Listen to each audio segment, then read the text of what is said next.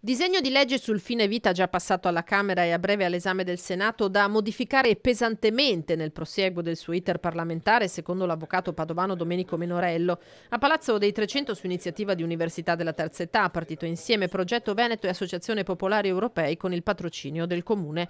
Le nuove norme non tutelerebbero a sufficienza i soggetti fragili. Questa proposta di legge è sostanzialmente una proposta di legge eutanasica per spingere verso una morte negli ospedali a persone che, virgolette, siano in condizione clinica irreversibile, ma condizione clinica irreversibile è anche una disabilità, è anche una invalidità. Sotto c'è l'idea che se diminuisce la nostra capacità di autonomia e di autodeterminazione non abbiamo più valore, possiamo essere scartati, è la cultura dello scarto. Da incentivare, secondo Menorello, non è la possibilità di morire, ma l'accompagnamento del malato con cure adeguate, senza lasciare indietro nessuno.